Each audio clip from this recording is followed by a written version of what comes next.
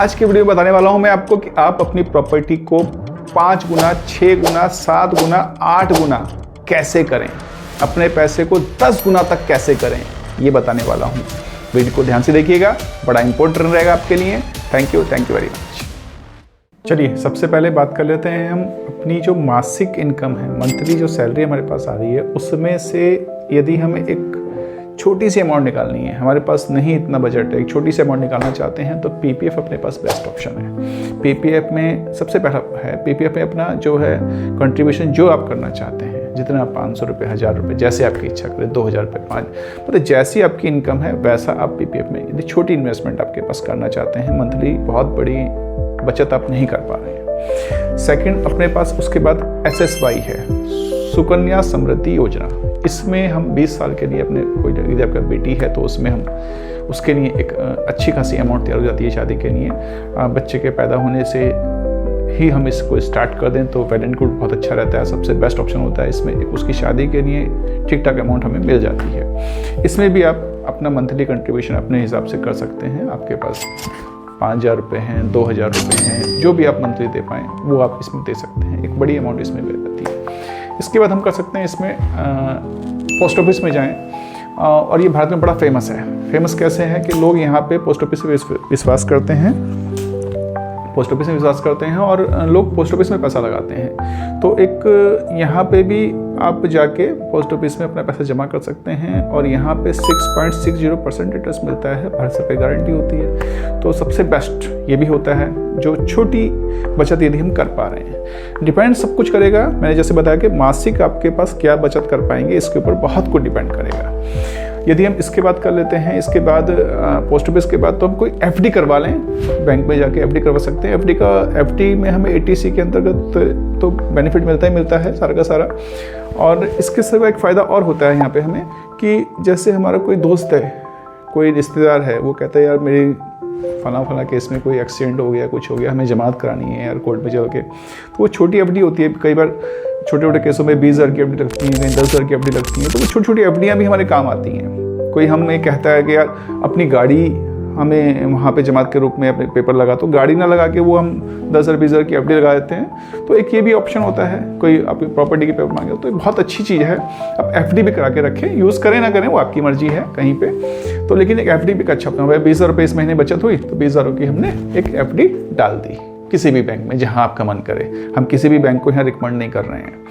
दूसरा, इसके बाद अगला ऑप्शन होता है, यदि आप जानना चाहते हैं बॉन्ड में कि हमें यार बॉन्ड लेना है, तो रिजर्व बैंक द्वारा बॉन्ड जारी होते हैं, भारत सरकार इसमें जिम्मेदार होती है, भारत सरकार जारी करती है, रिजर्व बैंक के थ्रू में बॉन्ड मिलते हैं। आप कोई सा भी बॉन्ड ले सकते हैं, ठीक है। वो नॉर्मली बैंकों के द्वारा, जितनी कमर्शियल बैंक है उनके द्वारा हमारे सभी बॉन्ड प्राप्त हो जाते हैं। इसके बाद यदि आप हाई रिस्क में जाना चाहते हैं, पैसे को लेके चाहते हैं कि यार मुझे ना या छोटी बचत नहीं करनी, मैं कम पैसा लगाना चाहता हूँ, या मैं चाहता हूँ पैसा खूब सारा आ जाए, कम पैसे में आ जाए, ये तो बहुत स्लो तरीका बताया आपने, तो उसका भी एक सॉल्यूशन है हमारे पास।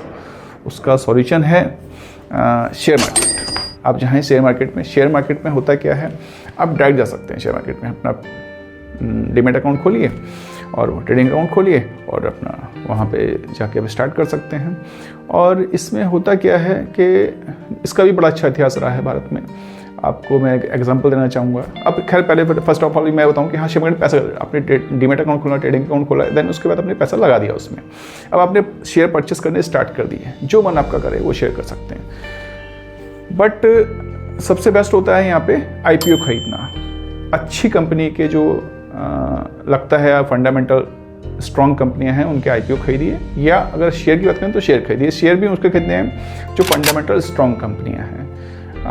इसके बहुत सारे एग्जांपल हैं। मैं आपको एक एग्जांपल देना चाहूँगा कि विप्रो कंपनी आई थी। तो विप्रो जब कंपनी आई थी, मान लेते हैं 1980 में, तो आपने किसी ने वहाँ पे, मान लेते हैं फॉर एग्जांपल, आपने शेयर खरीदे 100 रुपये का एक शेयर था और आपने 100 शेयर खरीद लिए, ठीक है, या 10 शेयर खरीदी, चलो 10 रुपये लगा देते हैं, 10 शेयर खरीद लिए। 10 शेयर आपने खरीदे, 100 रुपये का एक शेयर, 10 शेयर 1000 रुपये के, आपने 1000 रुपये लगाए सन 1980 में विप्रो में। तो कैन यू गेस कि वो पैसा आज कितना हो चुका है? आइडिया नहीं है। तो एक बहुत बड़ी अमाउंट, जितना आप सोच सकते हैं उससे भी ज़्यादा। बताइए, नहीं आइडिया आ रहा? मैं बताता हूँ, लगभग 200 करोड़। सेम कंडीशन सत्यम कंप्यूटर आया था, 995 के आसपास आया था। सत्यम कंप्यूटर में पैसा लगा, वहाँ भी मैं सेम कंडीशन बता रहा हूँ, अपने शेयर खरीदे, 10 शेयर खरीदे। उन शेयर्स की कीमत आज कितनी हुई आइडिया? वहाँ भी 100 करोड़ से। तो ये ग्रेट वैल्यू, बहुत डिमांड जिस कंपनी की होती है उस कंपनी में पैसा लगाते हैं, वो पैसा बहुत तेजी से बचाता है। लेकिन क्या है यहाँ पे सबसे इंपॉर्टेंट पॉइंट, होल्डिंग, शेयर को होल्ड करना पड़ेगा और लंबा समय, 10 साल 20 साल, ये देखते हुए कि कंपनी कितनी स्ट्रॉन्ग है, कंपनी का बिजनेस क्या है, फंडामेंटली किस तरह से काम कर रही है कंपनी, बेसिक इसकी जानकारी हमें होनी चाहिए। उसके बाद हमारा इन्वेस्टमेंट, और हम इसमें मैंने आपको 100 शेयर ही खरीद लेते हैं आज की डेट में, किसी कंपनी के 10 शेयर ही खरीद लेते हैं, लेकिन लंबे दम में रखने पड़ेंगे। 10 शेयर तो कम हो जाएंगे, लेकिन आज की डेट में 100 शेयर खरीदते हैं, किसी भी कंपनी खरीदते हैं, तो एक लंबे समय 20 साल का मान के चलिए, 15 साल का मान के चलिए, तो वो स्टॉक की वैल्यूएशन को बढ़ाएगा। आप कह देंगे ऐसा कैसे हो सकता है?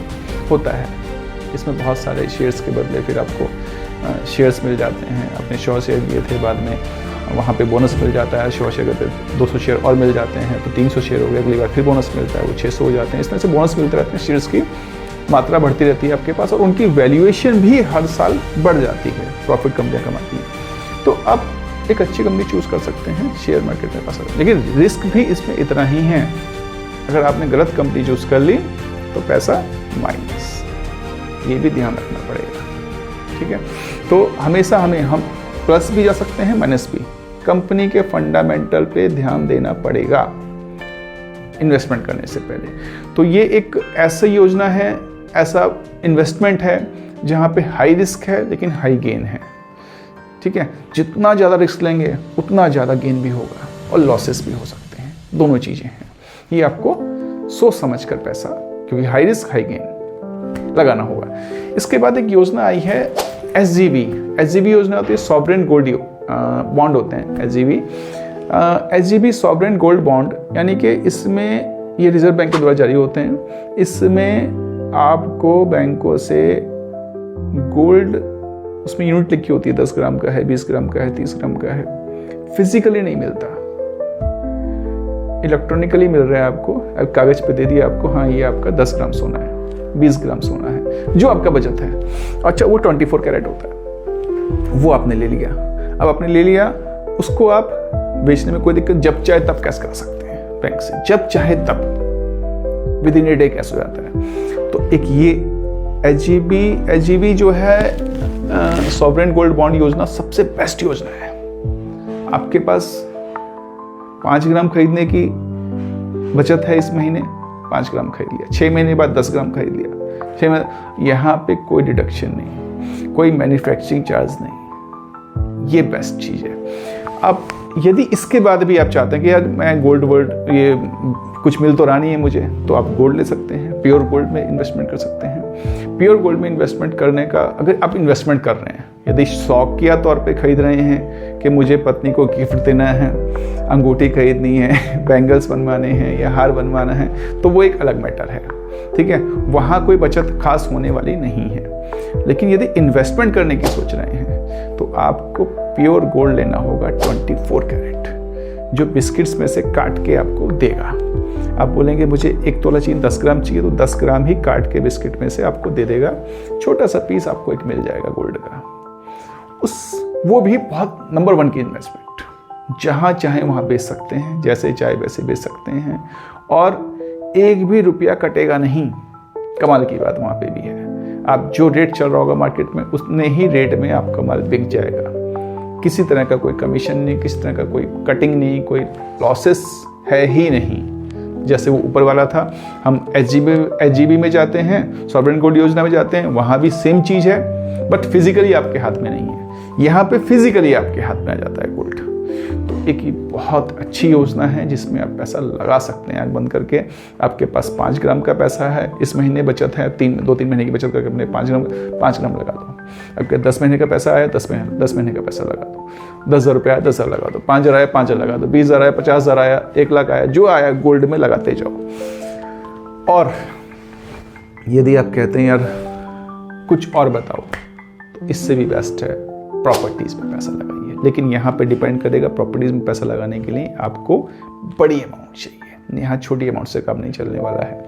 अब बड़ी अमाउंट कैसे, यहाँ पे बड़ी अमाउंट का अरेंजमेंट या तो अपनी सेविंग्स से करेंगे आप, या बैंक से लोन लेके करेंगे। दोनों ही कंडीशन में प्रॉपर्टीज़ में आपको एप्रिसिएशन मिलेगा, बचत होगी और बहुत बड़ी बचत होगी। एग्जाम्पल समझ लेते हैं कि यदि हमने, अच्छा प्रॉपर्टी कौन सी, पहले ये समझ लें प्रॉपर्टी कौन सी।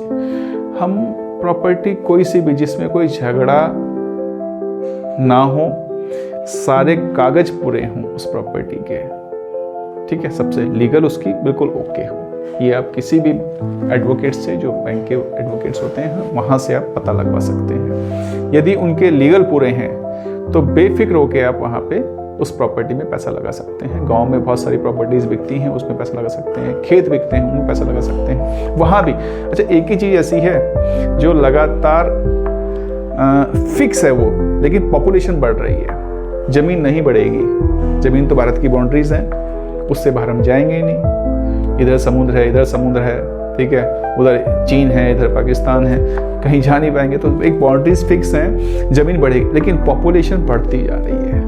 आज़ादी के समय 32 करोड़ और आज 150 करोड़ होने को तैयार है। तो पॉपुलेशन बढ़ रही है, तो ज़मीन की वैल्यू भी लगातार बढ़ती रहेगी, कभी रुकेगी नहीं। तो ये सबसे नंबर 1 का इन्वेस्टमेंट हो जाता है। लेकिन ह्यूज अमाउंट चाहिए, बड़ा अमाउंट आपको चाहिए। आपने छोटी छोटी बचत 2, 4, 5 साल में की थी, वो सारा पैसा निकाल के प्रॉपर्टी में लगाइए, या कम पड़े इसके बाद भी तो बैंक से लोन लीजिए। और बैंक से लोन लेने के बाद भी आपको लॉस नहीं होगा। तो आपको करना क्या है, बैंक से लोन लेना है, 9.5 पे रेट पे इंटरेस्ट अपने लोन ले लिया, कोई दिक्कत नहीं, उसमें भी कोई प्रॉब्लम नहीं है। मैं एक एग्जांपल बताता हूँ आपको। नॉर्मली होता क्या है, प्रॉपर्टीज में 10 सालों में जो प्रॉपर्टी होती है वो 7-8 गुना हो जाती है। डेफिनेटली सभी प्रॉपर्टी 7-8 गुना हो जाती हैं।